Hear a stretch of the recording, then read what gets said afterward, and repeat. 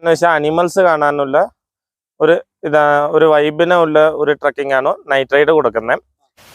നമ്മളങ്ങനെ വട്ടവടയിൽ വന്നിട്ട് jeep trekking എടുത്തതാണ് കേട്ടോ. അപ്പോൾ വട്ടവടയിൽ വരുന്നവർ ജീപ്പ് ട്രക്കിംഗ് തീർച്ചയായിട്ടും എടുത്തിരിക്കണം. കാരണം നിങ്ങൾ വട്ടവടയിൽ വെറുതെ വന്ന് കണ്ടിട്ട് പോയിട്ട് കാര്യമില്ല. വട്ടവടയിലെ വ്യൂ പോയിന്റുകളും ഒരു പകുതിയിൽ കൂടുതൽ സ്ഥലങ്ങൾ നിങ്ങൾക്ക് കാണണമെന്നുണ്ടെങ്കിൽ ജീപ്പ് ട്രക്കിംഗ് എടുത്തേ പറ്റുള്ളൂ. നമ്മൾ ജീപ്പ് ട്രക്കിങ്ങിന് പോയിട്ട് ഒരുപാട് സ്ഥലങ്ങളിൽ പോയി. അതായത് Vazhakkuda view point, Pazhathottam view point, Vattavada view point, Vattavada waterfall, Chilanthiyar waterfall, tiger cave, പിന്നെ 1-2 ഫാമുകൾ, അങ്ങനെ നമ്മൾ ഒരുപാട് സ്ഥലങ്ങളിൽ പോയി. അപ്പോൾ ആ സ്ഥലങ്ങളെല്ലാം വളരെ പെട്ടെന്ന് ഇന്നത്തെ ഈ വീഡിയോയിൽ കാണിക്കുന്നതാണ്. അപ്പോൾ വട്ടവടയിൽ ടൂർ വരാൻ ഉദ്ദേശിക്കുന്നവർ ഈ വീഡിയോ കാണുകയാണെങ്കിൽ അവർക്ക് ഏതെങ്കിലും തരത്തിൽ ഒന്ന് ഉപകാരമായിരിക്കും കേട്ടോ. അപ്പോൾ നമ്മൾ വന്ന ആദ്യത്തെ ഒരു സ്ഥലം എന്ന് വെച്ചാൽ ഈ ഒരു ഫാമാണ്.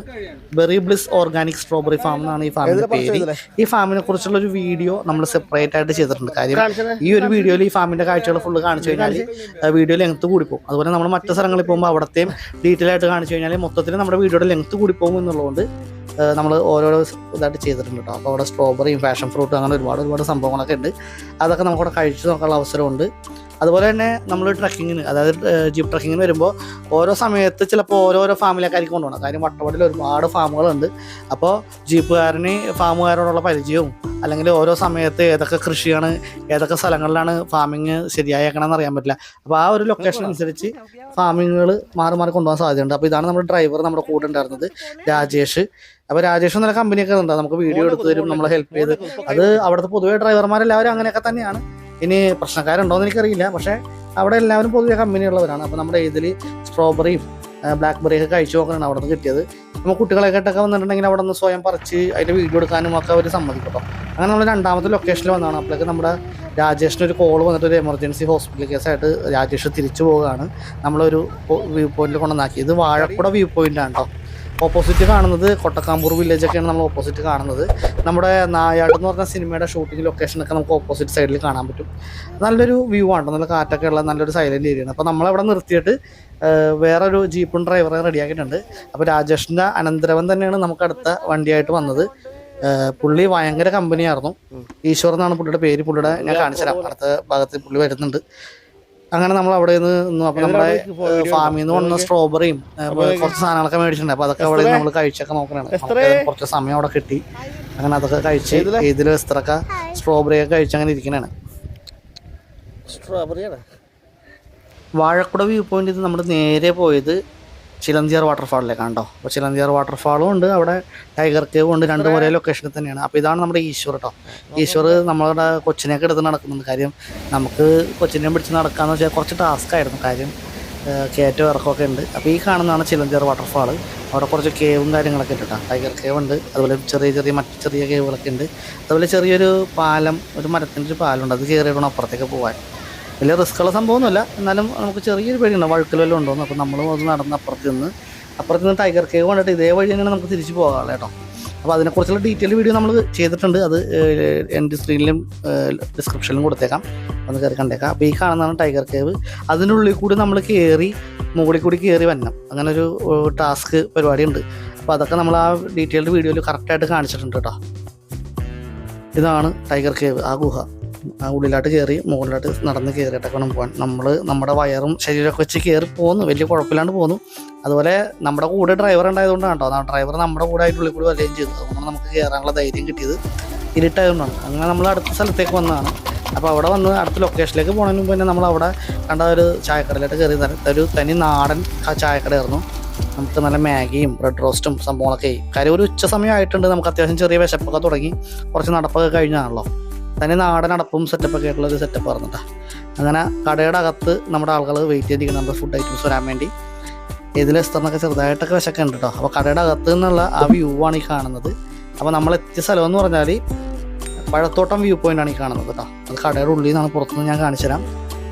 അങ്ങനെ നമ്മളെല്ലാവരും ഒരു താൽക്കാലിക വിശപ്പ് ശമനത്തിന് വേണ്ടി ബ്രെഡ് ഓംലെറ്റും മാഗിയൊക്കെ കഴിച്ചുകൊണ്ടിരിക്കുന്നതാണ്. അപ്പോൾ അത് കഴിച്ച് നമ്മൾ പുറത്തേക്ക് ഇറങ്ങണം. നടക്കാനുള്ള ഊർജ്ജം വേണ്ടേ.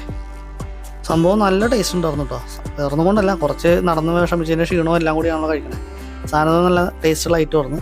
അപ്പോൾ ഇതാണ് നമ്മുടെ പഴത്തോട്ടം വ്യൂ പോയിൻറ്റിൻ്റെ വ്യൂ എന്ന് പറയുന്നത്. നമ്മളൊരു മലയുടെ ഏകദേശം മുകളിലാണ് നിൽക്കണമെന്ന് പറയാം. നല്ല ചരിഞ്ഞ താഴത്തേക്കുള്ള ഇറക്കമാണ്. അവിടെ നമ്മൾ ഒരുപാട് ടെൻറ്റ് സ്റ്റേയും ഹോം സ്റ്റേയും സെറ്റപ്പ് ഒക്കെ കണ്ടിട്ടോ. വട്ടവടയിൽ ഒരുപാട് സ്ഥലങ്ങളിൽ ഇതുപോലത്തെ സ്റ്റേകൾ ഉണ്ടെങ്കിലും സാറ്റർഡേ സൺഡേ ഒക്കെ വട്ടവടയിലേക്ക് വരുന്നവരാണെങ്കിൽ നേരത്തെ കൂട്ടി ബുക്ക് ചെയ്തിട്ട് വരിക, അല്ലാന്നുണ്ടെങ്കിൽ സ്റ്റേ കിട്ടാനും ബുദ്ധിമുട്ടാണ്. പിന്നെ നമ്മൾ ഓപ്പോസിറ്റ് സൈഡ് നോക്കുമ്പോൾ ഒരുപാട് കൃഷിത്തോട്ടവും കാണാം, അതുപോലെ ഒരുപാട് ആദിവാസികളുടെ ഊരുകൾ കാണാം, പല പല വില്ലേജുകളൊക്കെ നമുക്ക് ഇവിടുന്ന് കാണാം കേട്ടോ. അപ്പോൾ നമുക്ക് ഈശ്വരനോട് കുറച്ച് കാര്യങ്ങൾ ഇനി ചോദിച്ച് മനസ്സിലാക്കാം. ഈശ്വരേ, അപ്പോൾ വട്ടവടയിൽ എന്തൊക്കെ കാണാനുള്ളത്? നമുക്ക് വട്ടവടയിൽ വന്നിട്ട് കുറേ സ്പോട്ടുകളൊക്കെ ഉണ്ട്. നമുക്ക് വട്ടവടയിൽ കാണാന്ന് വെച്ചാൽ എന്താന്ന് വെച്ചാൽ റോഡാണ് ടാസ്ക്. റോഡ് വന്നിട്ട് പൊളിഞ്ഞ റോഡില്ല, ബസ് സ്റ്റോപ്പ് വരെ തന്നെ നല്ല റോഡില്ലു, പിന്നെ ഫുള്ള് പൊളിഞ്ഞ റോഡാണ്. നമുക്ക് ജീപ്പിൽ എടുക്കുമ്പോൾ വട്ടവട ഫുള്ളും കറങ്ങി കണ്ടിട്ട് വരുന്നതാണ്. നമുക്ക് ഇതിലെ സൺറൈസ് ഉണ്ട് ജീപ്പിൽ എടുക്കുമ്പോൾ, സൈറ്റ് സീൻ ഉണ്ട്, പിന്നെ നൈറ്റ് റൈഡ് കാര്യങ്ങളൊക്കെ ഉണ്ട്. പിന്നെ ഹിഡൻ സ്പോട്ടിൽ അഡ്വഞ്ചർ ആയിട്ട് പോയിട്ട് വരുന്ന പാക്കേജുകൾ, ഓഫ് റോഡ്, അങ്ങനെ കുറേ പാക്കേജ് കാര്യങ്ങളൊക്കെ ഉണ്ട്.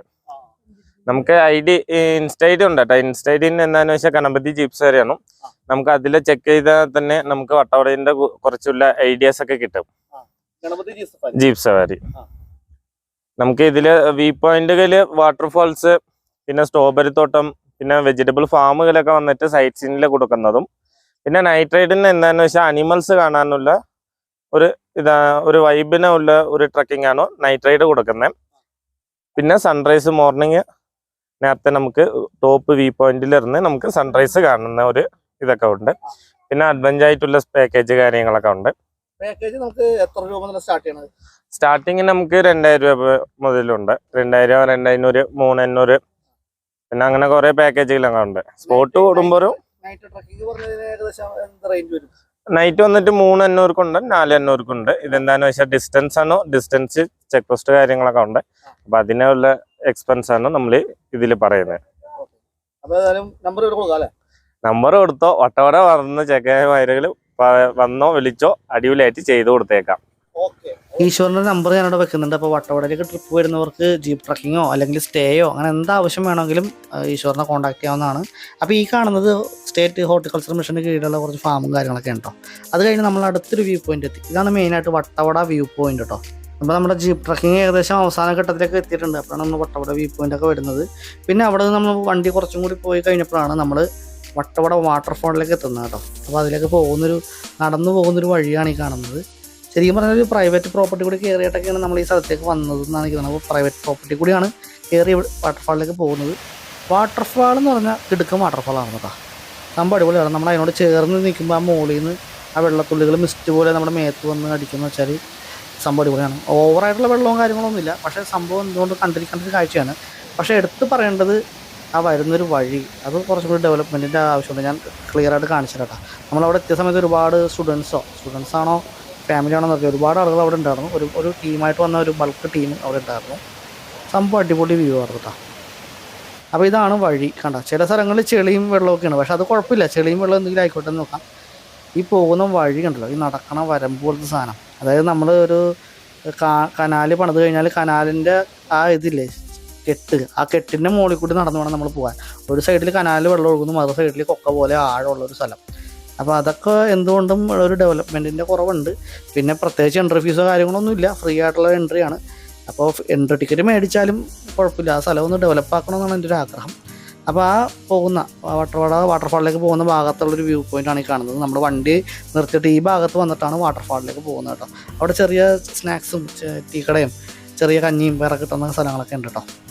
അങ്ങനെ അത് കഴിഞ്ഞ് നമ്മൾ അടുത്തൊരു ലൊക്കേഷനിലേക്ക് പോകണം. അതൊരു ഫാമായിരുന്നു. കേബേജ് ഒന്നും കൊണ്ടുപോയതൊന്നും കഴിക്കൂല, അതാ പ്രശ്നം. പിന്നെ ഇവിടെ ഷോയ്ക്ക് വേണ്ടി മേടിക്കാന്ന് 360 അല്ലേ, 100 കിഴങ്ങല്ലേ, വീടാണല്ലേ. ഫാം നമ്മൾ ഒരെണ്ണത്തിൽ കയറി ഇറങ്ങി മതിയായതുകൊണ്ട് അടുത്ത ഫാമിലി നമ്മൾ കാര്യമായിട്ടൊന്നും നോക്കിയില്ല.